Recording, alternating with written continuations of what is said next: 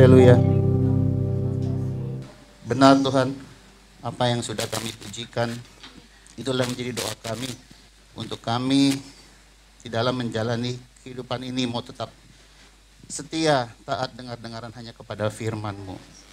Sampai pada akhir, di mana kami percaya Tuhan, satu hari nanti kami akan berkumpul bersama di rumah-Mu ya Bapa, menikmati hadirat-Mu, kemuliaan-Mu, firman-Mu, dan sukacita yang dari surga.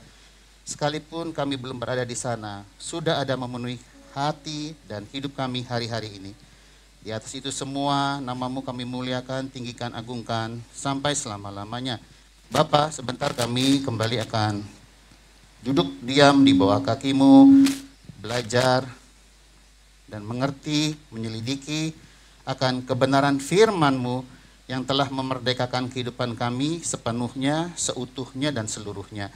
Kami mohon Roh Kudus dengan merendahkan diri di hadapan-Mu, biarlah kiranya Engkau senantiasa memberikan pengertian, pencerahan bagi setiap kami anak-anak-Mu yang Kau kasihi di tempat ini selama waktu masih ada, agar kami dapat memiliki sikap hati yang benar di hadapan-Mu, meresponi ya Tuhan apa yang sudah Kau ajarkan pada setiap kami, bukan hanya menjadi pendengar yang setia saja, tetapi mau menjadi pelaku-pelaku firman-Mu yang menyenangkan hati Bapa di surga. Terima kasih Bapa, Tuhan Yesus Roh Kudus, terpujilah nama-Mu dari kekal sampai kekal. Di dalam satu nama yang berkuasa, Tuhan kami Yesus Kristus, inilah doa permohonan syukur kami kepadamu. Haleluya, amin. Ya, puji Tuhan, kita memasuki minggu ketiga di bulan Desember, ditutup tahun 2022 dengan dalam keadaan sehat ya semua ya. Sehat bukan secara jasmani tetapi roh dan jiwa kita juga sehat. Amin. Sehat di dalam Tuhan. Adapun beberapa anggota jemaat yang sedang sakit saat ini, kita sudah dibawa di dalam doa, kita percaya bahwa kesembuhan itu milik Tuhan. Dan Tuhan sudah menjamah setiap saudara-saudara kita yang sedang sakit, dan kita percaya bahwa kesembuhan itu sampai hari ini masih ada. Di dalam nama Tuhan Yesus terjadi. Ya. Tema House of Kana bulan ini adalah Gift from Heaven ya. Nah, saya mau kita semua di tempat ini belajar kebenaran firman bersama-sama ya di bawah pimpinan Roh Kudus untuk mengerti pengajaran yang sudah Tuhan berikan agar kita tidak lagi terombang-ambingkan oleh pengajaran-pengajaran yang tidak sehat di luar sana ya. Nah, momen Natal ini ya, di bulan Desember ini adalah momen di mana kita kembali mau mengintrospeksi diri ya, dan mau mengambil kembali satu komitmen yang baru kepada Tuhan ya. Kalau sepanjang tahun 2022 ini kita lihat begitu besar kasih setia Allah Bapa kita kepada setiap kita. Amin.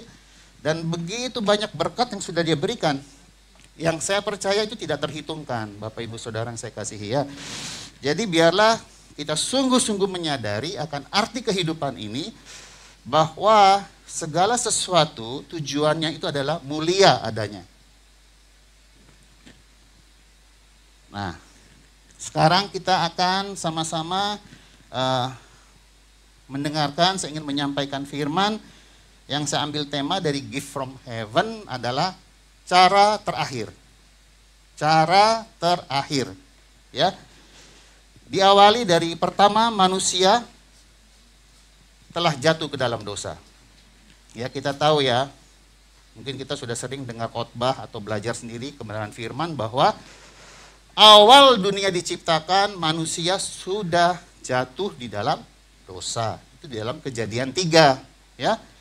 Manusia jatuh ke dalam dosa itu sepele kok. Sepele masalahnya. Karena tidak mentaati perintah Tuhan. Dan manusia Hawa ya terperdaya oleh tipu muslihat iblis. Itu kan sebenarnya masalahnya. Ya. Tidak taat akan perintah Allah dan lebih memilih untuk melakukan apa yang dilarang oleh Allah Bapa kita di surga. Nah, bukankah itu masih terjadi sampai hari ini? Ya. Kembali ya, saya tidak mau menunjuk ke seseorang atau sekelompok, kumpulan, komunitas orang benar. Tapi biarlah kita memasuki tahun 2023 mau mengintrospeksi diri dan dibenahi oleh Allah kita. Karena kan pemilik hidup kita kan Dia. Ya. Jadi saya minta sesadar-sadarnya hari ini memulai sesuatu yang baru. Tuhan bilang nggak perlu nunggu tahun 2023. Ayo dari sekarang kita responi. Memilih sikap hati yang benar di hadapan Tuhan. Ya. Karena apa?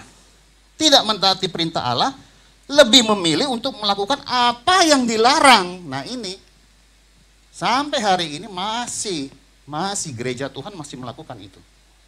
Ya. Sehingga boleh malah dilakukan, yang dibilang boleh harus dilakukan malah dijauhi. Nggak suka saya melakukan yang ini Tuhan. Saya lebih suka yang Engkau larang, yang saya buat. Itu menyenangkan saya Tuhan. Seperti itu. Ya. Lagi, kenapa sampai manusia Hawa dan juga mengajak suaminya si Adam untuk jatuh dalam dosa? Karena ini dia Bapak Ibu Saudara, lebih mendengar dan percaya kepada perkataan iblis yang penuh dengan tipu muslihat. Siasat yang jahat bagi setiap kita umat pilihannya. Untuk itu harus apa? Kita rajin membaca firman. Rajin membaca firman. Rajin membaca firman. Setiap hari biarlah hidup kita diisi dengan firman. Agar kita tidak terbawa dengan lebih mendengar apa kata si jahat. Ya, yang penuh dengan tipu muslihat dan siasat. Perkataan si jahat ini nyerempet-nyerempet kayak firman. Gak apa-apa kok. Sekali-sekali enggak apa-apa. Wista. Tuhan Maha Pengasih. Tuhan Maha Penyayang. Ya, panjang sabar. Nah, terus kita mau berubahnya kapan?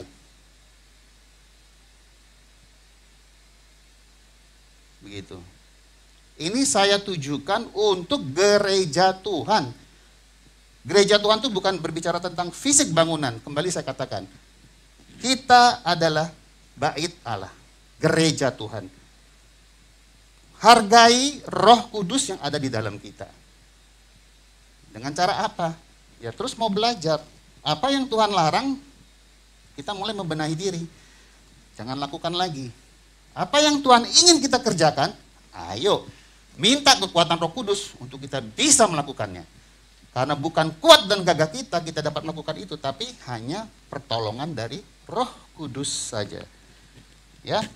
Nah, akibat dari manusia jatuh dalam dosa, sampai hari ini masih juga apa nih yang ketiga? Suka menyalahkan orang lain dan tidak pernah mau bertanggung jawab atas kesalahan yang dilakukan. Pada saat Allah dengan baik ngomong, Adam, siapa yang ngasih tahu kamu berdosa? Kamu sudah melakukan apa yang kuperintahkan untuk tidak kamu lakukan ya? Loh, Tuhan, ini loh, perempuan yang engkau tempatkan di sisiku. Dia yang merayu aku. Lempar, tanggung, jawab. Sekarang Hawa giliran ditanya Allah. Hawa, apakah betul engkau sudah memakan buah itu? Tuhan, ular itu yang memperdayakan aku. Sampai aku bisa tergoda untuk makan yang apa kau sudah larang. Nah, jadi kan kesimpulannya, kita ini sebagai manusia seringkali sudah berbuat salah, tapi kita tidak mau bertanggung jawab atas perbuatan apa yang sudah kita lakukan di hadapan Tuhan. Ya, sebenarnya kalau kita langsung bilang, iya Tuhan, aku salah, aku minta ampun, mohon ampun, itu kan semua sudah selesai. Beres jadinya ya. Jadi poin pertama, manusia telah jatuh ke dalam dosa, itu di Kejadian 3 ya. Saudara yang saya kasihi, kita bisa baca lagi nanti di rumah. Ini ya. Poin pertama, manusia sudah jatuh dalam dosa. Masuk ke poin kedua. Manusia menolak hukum Allah. Ya. Sudah jatuh dalam dosa, ya. Di poin kedua, manusia menolak hukum Allah. Itu kita bisa pelajari di Ulangan 9, yaitu bangsa Israel yang dikasihi, yang dipilih oleh Allah sendiri, ya, untuk menjadi kepunyaannya, menjadi miliknya, yang pada akhirnya mereka menolak hukum itu. Ya, kita lihat nanti di Ulangan 9, kalau setiap kita belajar lagi di rumah baca firman Tuhan di Ulangan 9. 2 loh batu yang ditulis oleh jari Allah sendiri, itu loh mereka tolak loh hukum Allah. Ya. Ada di Keluaran 31 ayat 18, itu 2 loh batu yang ditulis oleh tangan Allah sendiri. Ya, merupakan 10 perintah Allah, ya, mereka tolak, ya. Mereka lebih memilih menyembah ilah-ilah lain. Ya. Ilah-ilah dari bangsa lain. Ya. Dan apa nih? Perjalanan bangsa Israel keluar dari Mesir, ya, masuk ke padang gurun, terus sampai di masa pembuangan nanti nih, mereka selalu mencobai Tuhan. Ya. Kalau kita belajar, ya, sejarah Israel, bangsa Israel, ya, mereka keluar dari Mesir sampai masuk masa pembuangan, itu senangnya siklusnya itu jatuh bangun. Dan mereka menikmati itu. Ya, mencobai Tuhan, ya, dengan tindakan melawan. Padahal kita tahu, ya, begitu banyak loh mujizat yang mereka lihat dalam kehidupan mereka sejak keluar dari Mesir sampai padang gurun, sampai mau masuk tanah Kanaan. Toh tetap, ya, dosa nenek moyang akan terus turun-temurun sampai bangsa ini jatuh ke dalam pembuangan. Ya, kita tahu toh, semenjak bangsa Israel memberontak dan melawan Allah kita Bapa di surga, Tuhan mengoyak kerajaannya menjadi 2 bagian, utara dan selatan. Itu terjadi setelah pemerintahan Salomo. Nah, utara dibuang, dijajah oleh Asyur, selatan dibuang, dijajah oleh Babel. Seperti itu, saudara. Ya, jadi poin kedua, setelah manusia tidak taat, jatuh dalam dosa, nolak lagi apa yang menjadi hukum-hukumnya Allah di dalam kehidupan mereka. Nah, kita ini kan gereja Tuhan yang hidup di dalam perjanjian baru. Kita ini adalah merupakan umat pilihan kasih karunia. Karena si bangsa ini mengeraskan hati, tegar tengkuk, akhirnya puji Tuhan, ada pintu terbuka, pintu keselamatan untuk semua bangsa-bangsa, termasuk setiap kita, Bapak Ibu Saudara dan saya. Ya. Sekarang masuk di poin 3. Setelah mereka menolak hukum Allah, ini lebih kacau lagi. Nabi-nabi utusan Allah semua dibunuh. Kalau kita mau belajar, makanya Yesus kan bilang di perjanjian baru, nabi-nabiku aja engkau bunuh semua. Padahal jabatan nabi itu adalah jabatan tertinggi, ya, baru raja. Karena nabi ini dia menyampaikan suara langsung dari Tuhan, memperingati bangsa Israel. Berkali-kali Tuhan utus nabinya untuk bertobat, tapi malah mereka bunuh.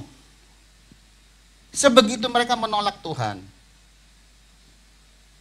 Ya.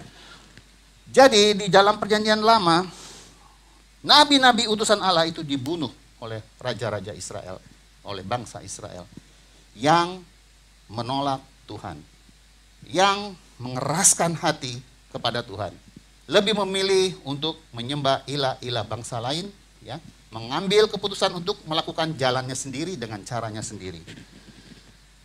Akhirnya Tuhan berdiam diri selama 400 tahun. Ya.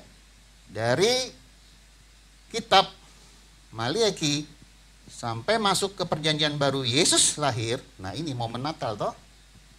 Tuhan berdiam diri 400 tahun. Ibaratnya Tuhan bilang terserah, kalian mau apa terserah. lakukan yang terbaik buat kalian. Nah, di satu sisi Tuhan sejak tadi kita bahas di Kejadian 3, ya, manusia telah jatuh di dalam dosa, ada satu janji nih, bahwa Tuhan akan mengutus Sang Mesias untuk memulihkan keadaan kita, ya, yang sudah jatuh di dalam dosa, ya. Hilang kemuliaan Allah, ya, gambar Allah rusak. Nah, si Mesias ini yang dijanjikan Allah diutus, ya.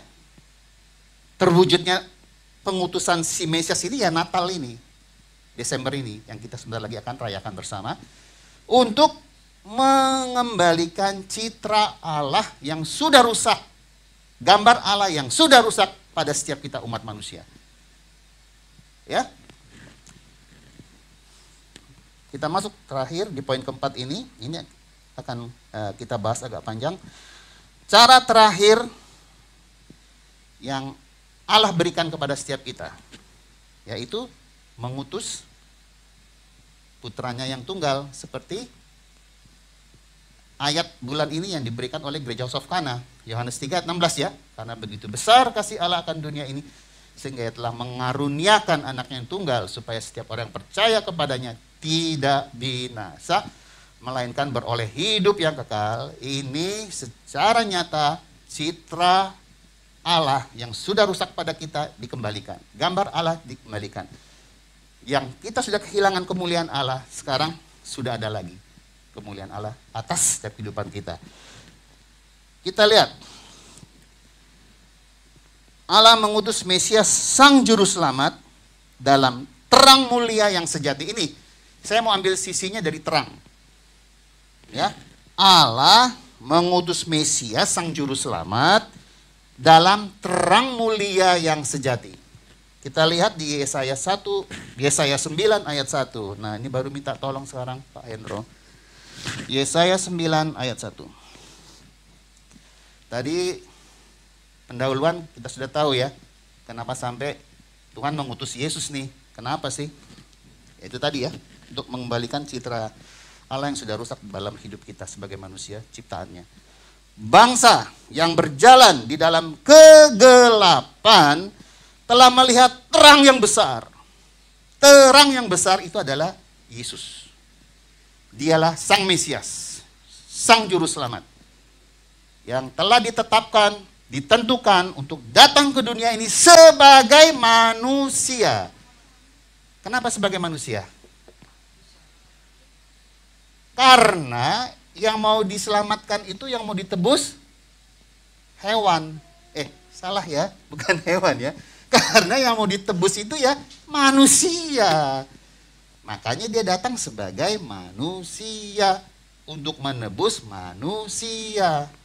Siapa manusia? Kita semua ciptaannya. Yang sudah tadi kita katakan bersama bahwa kita ini adalah serupa dan segambar dengan Allah. Jadi kalau anak-anak Allah, orang-orang yang sudah percaya, akan tercermin loh bahwa kita ini adalah gambaran Allah. Lewat apa? Ya sikaplah. Perbuatan, perkataan, itu loh. Sikap yang benar di hadapan Tuhan bahwa kita mencerminkan adalah anak-anak Allah. Jadi orang bisa tahu yang di luar Tuhan, oh ini beda orang ini. Karena apa ya? Dia anak Allah. Duplikatnya Bapa kan yang asli. Ya, kita ini duplikatnya. Maksudnya dijadikan serupa dan segambar dengan Dia. Pastilah apa yang ada sifat, karakter yang ada pada Allah, yang tercermin dalam Kristus Yesus, itu juga ada pada kita. Untuk kita bisa hidup di dalamnya. Oh, mana tadi? Yesaya 9. Oh, nggak bisa ya Pak Hendro ya. Sudah ya? Nah, ini ya. Mereka yang diam di negeri kekelaman, atasnya terang telah bersinar. Terang, makanya saya bilang tadi saya ngambil minggu ini dari terang. Terang Kristus. ke-60 Pak Hendro. Yesaya 60 ayat 1 sampai 3. Terima kasih Pak Hendro. Yesaya 60 ayat 1 sampai 3.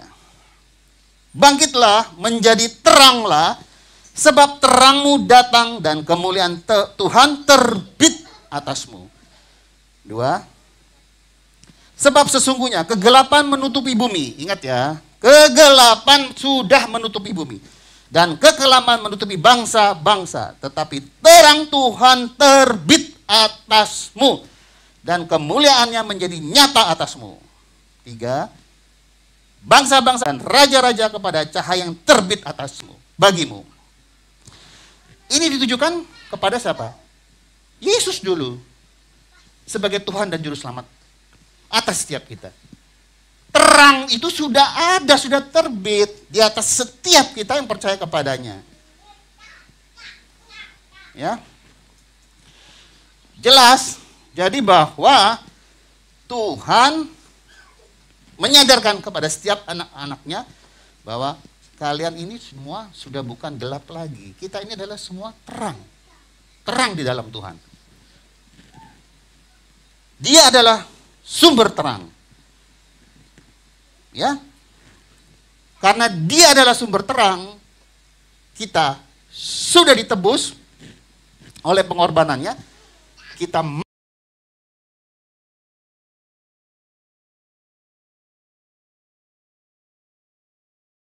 bicara tentang Sang Mesias, yaitu yang kita kenal sebagai Kristus, Yesus yang diurapi ya.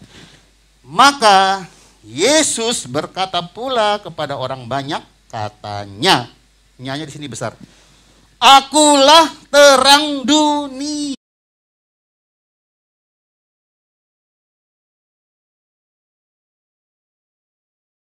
Pergaulan yang buruk dapat merusak kebiasaan yang baik. Ya. Terima kasih Bu. Karena lingkungan dan pergaulan.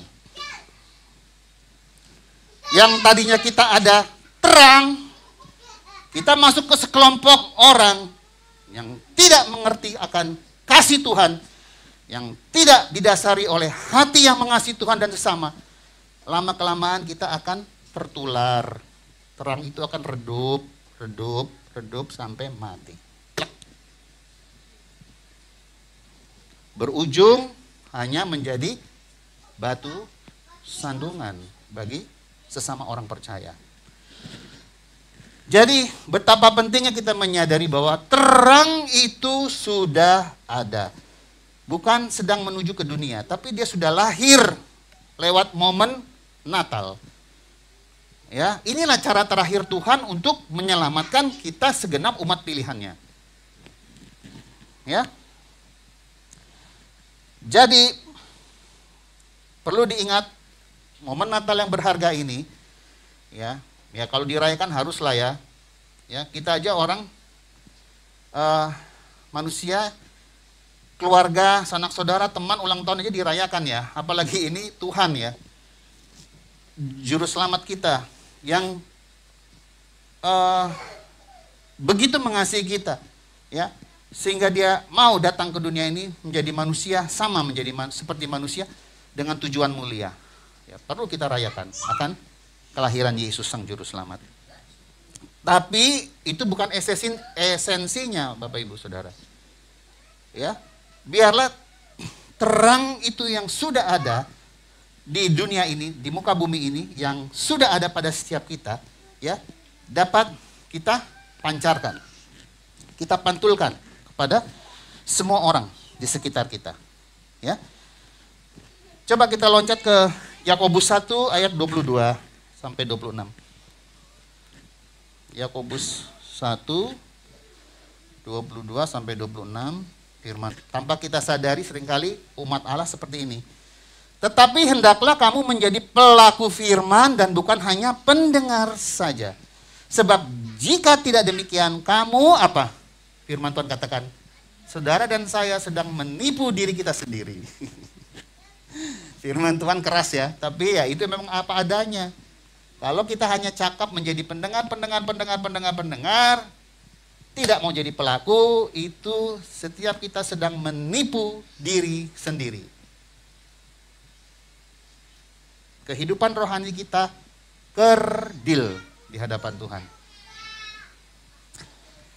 2-3-nya, Pak Hendro.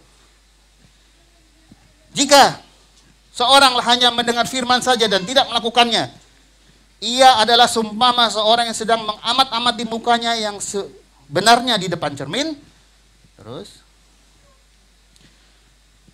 baru saja ia memandang dirinya, ia sudah pergi atau ia segera lupa bagaimana rupanya. Terus, tetapi barang siapa meneliti hukum yang sempurna, tetapi barang siapa, Tuhan katakan setiap kita, barang siapa berlaku untuk setiap kita yang mau merespon, dan ia bertekun di dalamnya, jadi bukan hanya mendengar untuk melupakannya, tetapi sungguh-sungguh melakukannya, ia akan berbahagia oleh perbuatannya. Karena apa? Nanti kita lihat di ayat penutup. Kenapa sampai dikatakan berbahagia dan dalam perbuatannya, oleh perbuatannya. Satu lagi, terakhir 26. Jikalau ada seorang menganggap dirinya beribadah, tetapi tidak mengekang lidahnya, ia menipu dirinya sendiri, maka sia-sialah ibadahnya. Ini adalah bagian dari kalau kita juga tidak belajar untuk mengendalikan hidup kita, untuk bisa kedapatan terang Kristus memantul atau memancar dalam kehidupan kita bagi sesama. Ya. Jadi ini ya, mengapa sampai tadi orang percaya ya, yang sudah ada terang Kristus tapi masih suka hidup di dalam pola orang-orang yang belum mengenal Yesus, yang masih ada dalam kegelapan. Ternyata dia hanya menjadi pendengar saja, tidak mau menjadi pelaku. Terus Hosea 4 ayat 6. Hosea 4 ayat 6.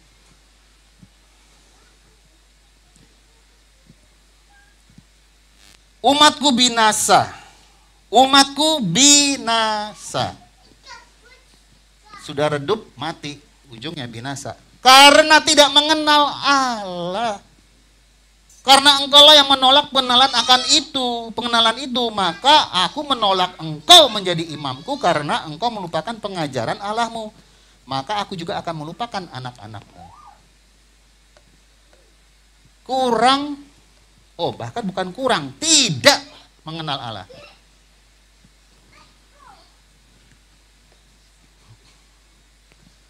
Makanya gift from heaven, ya, lewat kelahiran putranya yang dia kasihi, terang Kristus, terang ajaib, sumber terang, pokok terang, itu sama sekali tidak tercermin dalam kehidupan anak-anaknya yang tidak mengenal dia dengan benar. Bagaimana untuk bisa mengenal Allah dengan benar? Ya kembali lagi kemana sih? Ya firman. Wes dah, ujung-ujungnya firman. Bukan apa kata saya, kata firman. Itu yang mengajar kita tentang segala sesuatu yang benar adanya. Dan sudah pasti baik. Ya. Kurang, bukan kurang, ternyata tidak mengenal Allah. Terus di 6 ayat, tetap Hosea 6 ayat 3. Hosea 6 sekarang Pak. Hosea 6 ayat 3. Marilah kita mengenal dan berusaha sungguh-sungguh mengenal Tuhan. Marilah kita berusaha untuk mengenal ya dengan sungguh-sungguh, jangan separuh-separuh, jangan setengah-setengah, mengenal Tuhan. Karena apa? Kalau kita serius mau mencari Dia dengan sungguh-sungguh, mau mengenal Dia dengan sungguh-sungguh, Tuhan berjanji bahwa Dia pasti akan muncul seperti fajar. Ia akan datang kepada kita seperti hujan pada akhir musim dan yang mengairi bumi.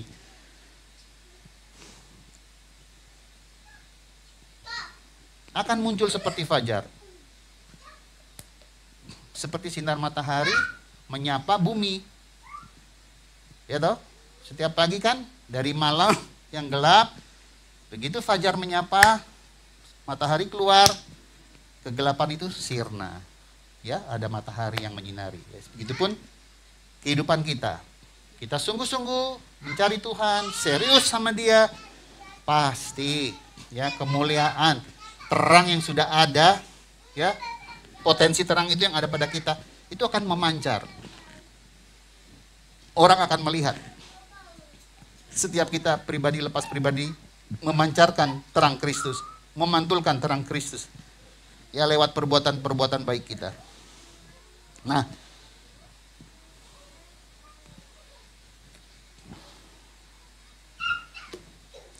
himbauan atau ajakan dari Tuhan ya untuk setiap kita yang dikasihinya, jangan seperti tadi di awal saya katakan ya, bangsa Israel kan tegar tengkuk, ya, keras hati, ya, memberontak.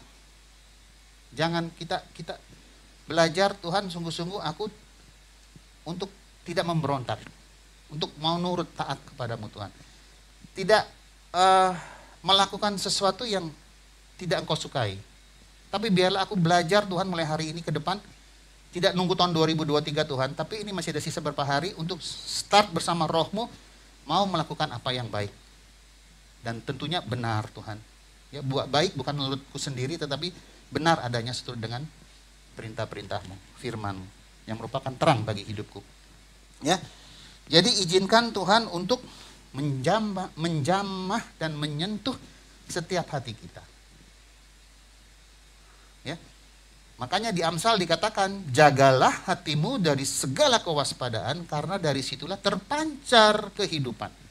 Terang Kristus akan terpancar pada saat kita mau terus menjaga hati. Ya. Izinkan Tuhan kita untuk membersihkan setiap hati kita. Lewat momen Natal, terang itu sudah hadir. Ya. Kemuliaan Tuhan telah terbit atas kita. Kita mau Tuhan awali dengan komitmen yang baru bersamamu. Aku mengizinkan engkau beroperasi dalam hatiku, dalam hidupku. Kasih Bapa itu pasti, saya percaya kok, kasih Bapa itu pasti akan dapat kita bagikan kepada setiap orang-orang di sekitar kita.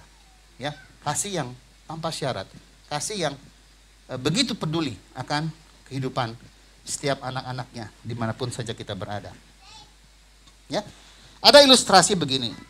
Ini cerita begini. Ada seorang raja, dia itu sudah berumur ya. Nah, dia karena sudah berumur, dia mau meletakkan jabatannya sebagai raja dan memberikan kepada anaknya sebagai penerus. Tapi dia ini punya 3 anak laki-laki semua. Dia ini adalah raja yang baik, yang penuh kasih ya, yang hidupnya selalu banyak memberkati orang ya.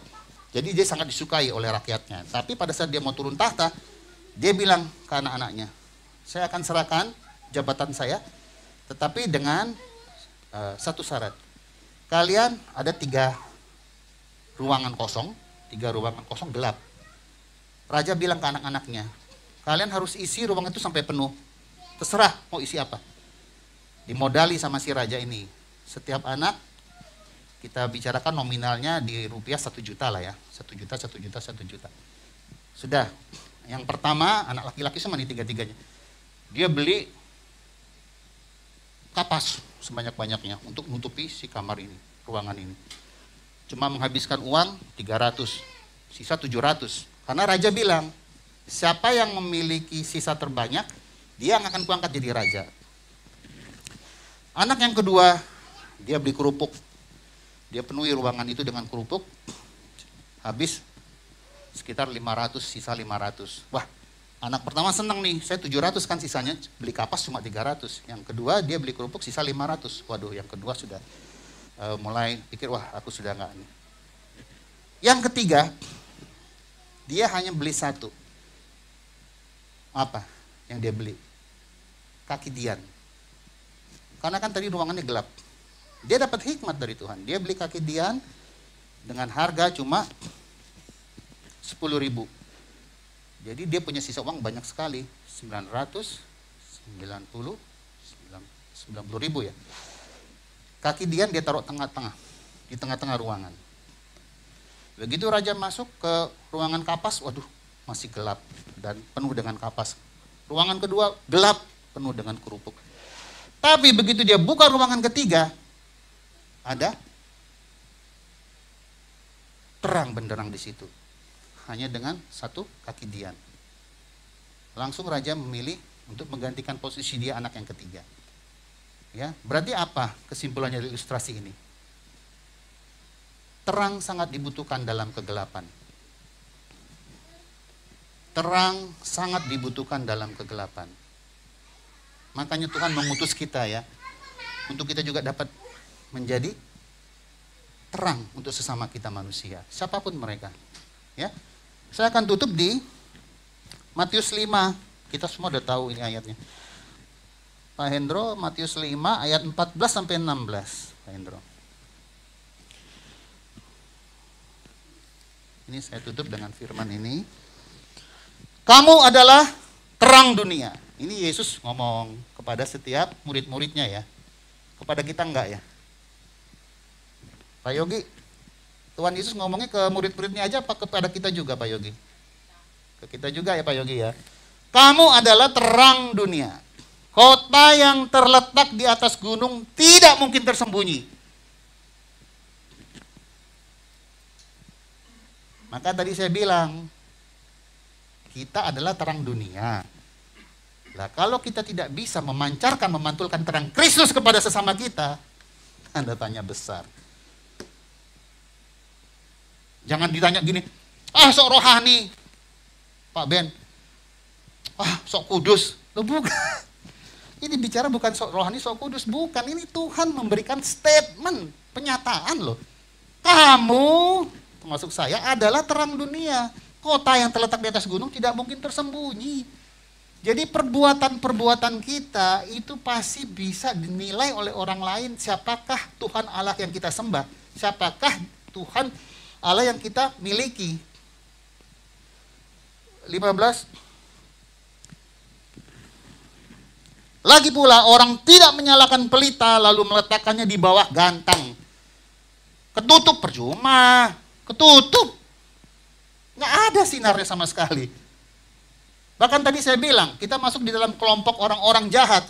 Ya lama-lama malah kita ikut redup dan bahkan mati terang kita. Percuma taruh di bawah gantang. Melainkan Tuhan katakan, taruhlah di atas kaki Dian. Sehingga menerangi semua orang di dalam rumah itu. Menerangi semua orang di dalam rumah tangga kita. Menerangi semua orang dari rumah tangga ke sahabat, handai tolan, keluarga besar.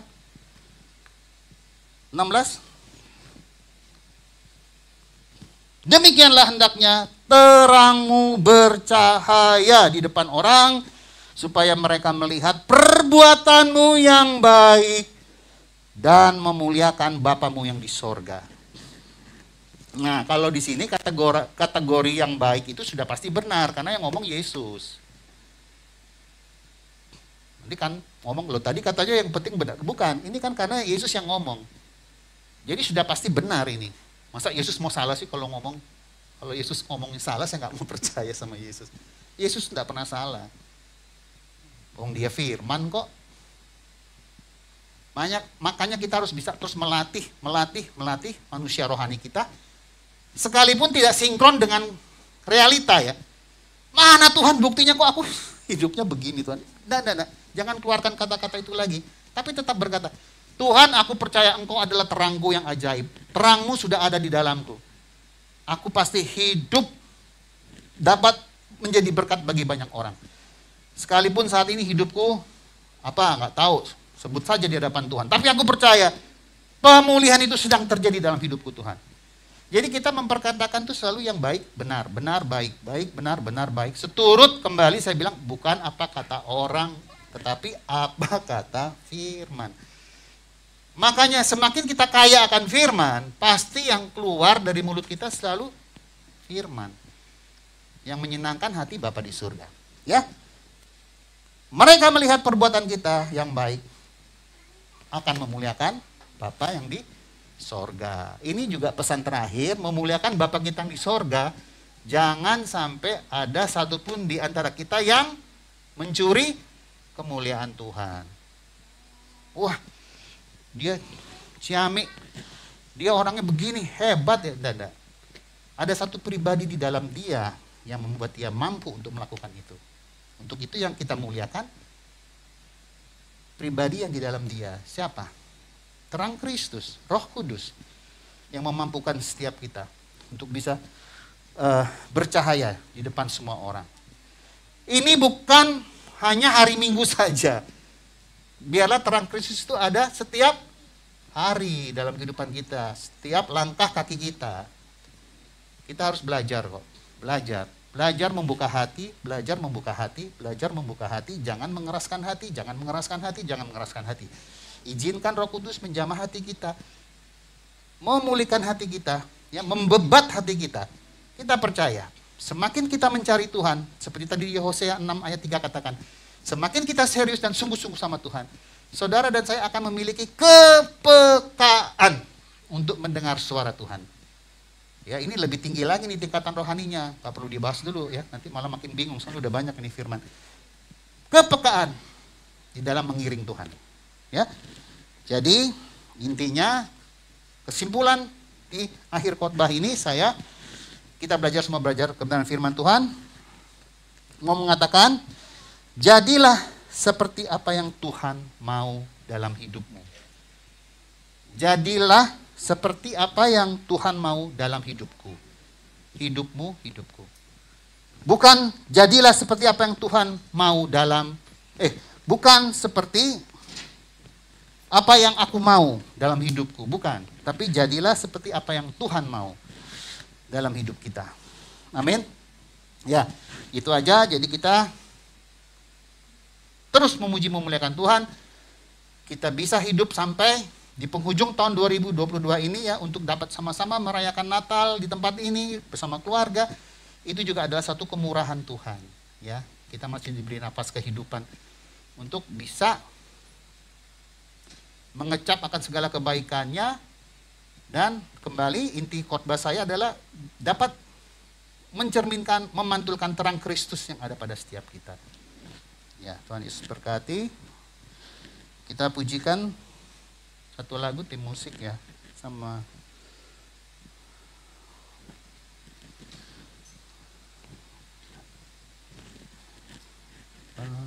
sudah dapat lagunya ya Bu? Oke, puji Tuhan.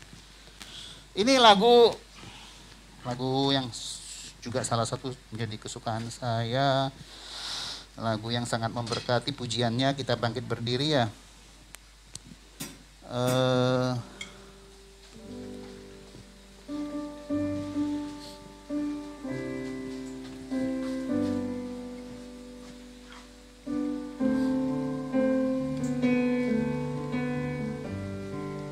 Ya, kita pujikan bersama ya. Bagi Allah yang mulia, yang bertahta di kerajaan surga, bagi anak domba Yesus Kristus Tuhan, Engkau layak disembah. Mari datang kepadanya, sujud di hadapan tahtanya. Mari puji Dia, Allah Maha Kuasa, Engkau layak disembah. Haleluya, haleluya, haleluya. Terpujilah nama-Mu. Segala puji dan hormat, kemuliaan dan kuasa bagi Dia selama-lamanya. Haleluya, haleluya, haleluya. Terpujilah nama-Mu. Segala puji dan hormat, kemuliaan dan kuasa bagi Dia selama-lamanya. Sekali lagi kita pujikan dari atas. Haleluya Tuhan Yesus. Bagi Allah yang mulia, yang bertahta di kerajaan surga. Bagi anak domba Yesus Kristus Tuhan, Engkau layak disembah.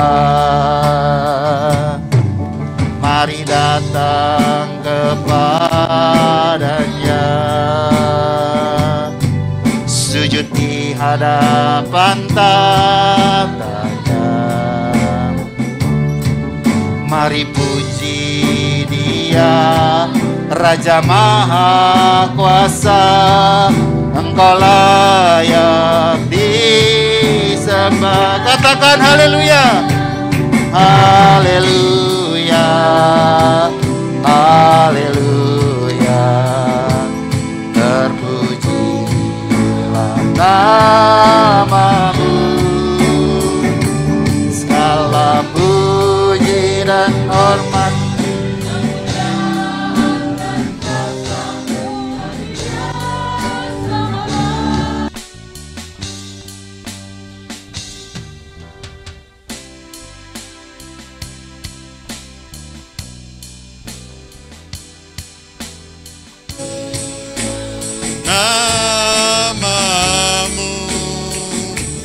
Segala puji dan hormat, kemuliaan dan kuasa bagi Dia selama-lamanya.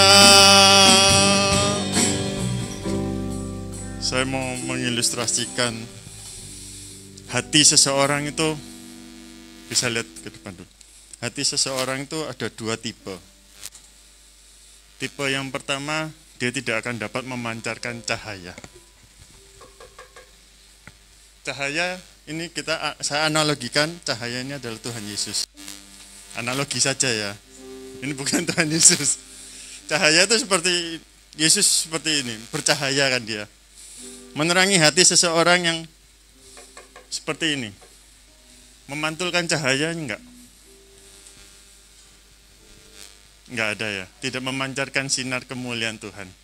Tetapi jika pribadi hati kita seperti yang dapat memancarkan sinar kemuliaan, dia akan memancar untuk kita semuanya. Milikilah hati yang bisa memancarkan kemuliaannya Tuhan, yang dapat memancarkan terang Tuhan itu. Kalau hati perbuatan hidup kita seperti ini, apa yang terjadi? Dia tidak memancarkan terang. Dia malah apa? Gelap. Menimbulkan kegelapan. Ya.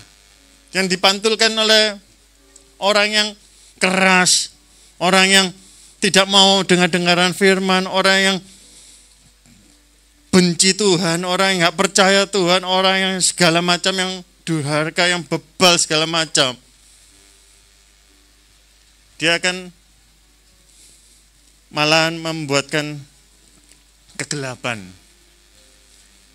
Tetapi jika hati kita dapat meresponi firman, hati kita tulus, hati kita suci, hati kita penuh dengan hal-hal yang baik, hati kita penuh dengan hal-hal yang mulia, maka kita akan bersinar.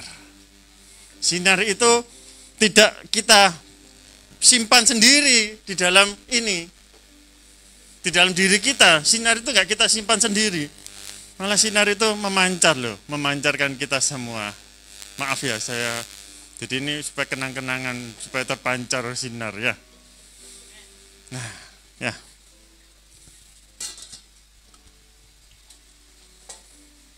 Saya baru dapat ketika Pastor Benny ngomong, saya lihat dari belakang, wah pas ini. Tapi semoga nggak diucap, supaya aku sih ngomong. Yang kedua, saya pertama juga minta maaf dulu sama Bu Ros. Karena tadi ada juga, ini juga menganalogikan juga ya. Kita jangan seperti kayak anak kecil. Tadi saya juga ngomong-ngomong sama Bu Ros di bawah sebentar ya. Kita jangan seperti anak kecil. usia boleh bertambah seperti orang tua dewasa ya, udah usur ya.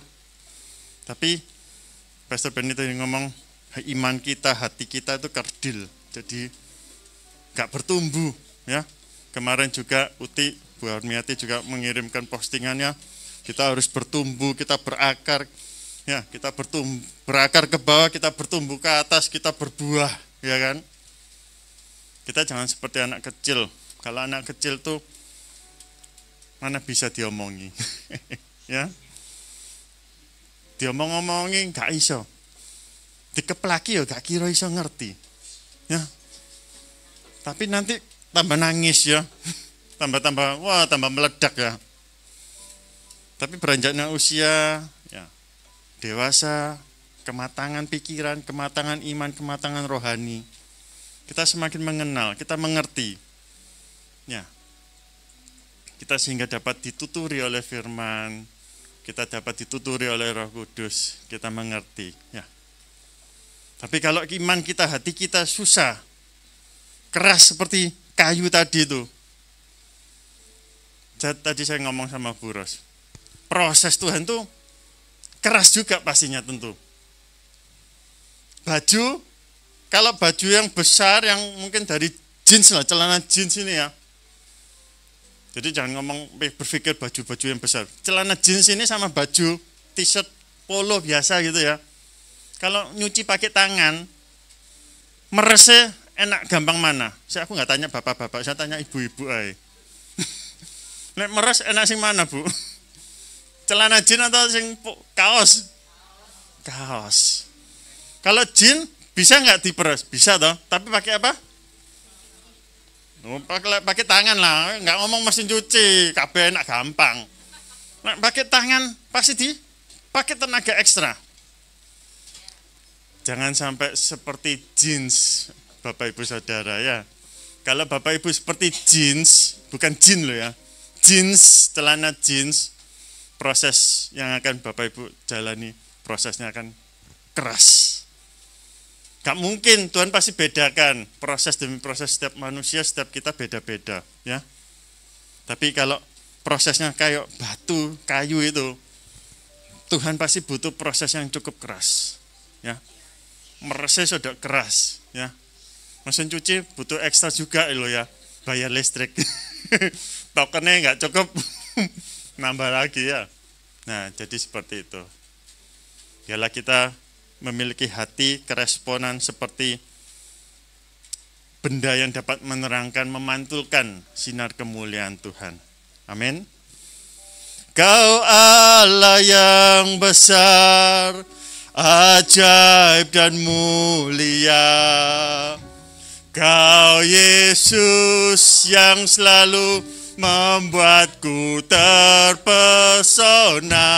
Segala pujian bagimu ya Tuhan. Hanya Kau yang layak ku agungkan. Kau Allah yang besar, ajaib dan mulia. Kau Yesus yang selalu membuatku terpesona. Segala pujian bagimu ya Tuhan. Hanya Kau yang layak ku agungkan. Sekali lagi nyatakan, Kau Allah yang besar, ajaib dan mulia. Kau Yesus yang selalu membuatku terpesona. Segala pujian bagimu ya Tuhan. Hanya Kau yang layak ku agungkan. Oh, Kau Allah yang besar, Kau Allah yang besar, ajaib dan mulia. Kau Yesus yang selalu, Kau yang membuat kami terpesona. Segala pujian bagimu ya Tuhan. Hanya Kau yang layak ku agungkan. Terima kasih Bapa. Hanya pribadimu lah, hanya Engkau lah yang membuat kami terpesona di dunia ini dan di surga. Tiada yang lain dapat menggantikan Engkau. Hanya Engkau lah tujuan hidup kami. Hanya Engkau lah fokus hidup kami. Hanya Engkau lah yang kami mau. Tiada yang lain, tiada yang lain, dan tiada yang lain. Hanya Engkau Yesus. Terima kasih Bapa atas keselamatan yang telah Engkau meteraikan. Terima kasih Bapa, terima kasih. Dan kami mengangkat tangan kami pulang dengan berkat sukacita daripada-Mu Bapa. Terima kasih Bapa, kami terima pengurapan daripada Engkau. Dan kami menerima pengampunan daripada Tuhan Yesus Kristus. Dan kami menerima penghiburan daripada Allah Roh Kudus yang senantiasa menyertai, menuntun kami, melindungi kami, menuntun, menyertai kami, memberkati kami. Biarlah damai sejahtera Allah turun atas hidupmu dan keluargamu. Berkat sukacita tercurah di dalam kehidupanmu, di dalam pekerjaanmu, rumah tanggamu, pendidikanmu. Tuhan Yesus memberkati. Terimalah di dalam nama Tuhan Yesus Kristus. Haleluya. Amin.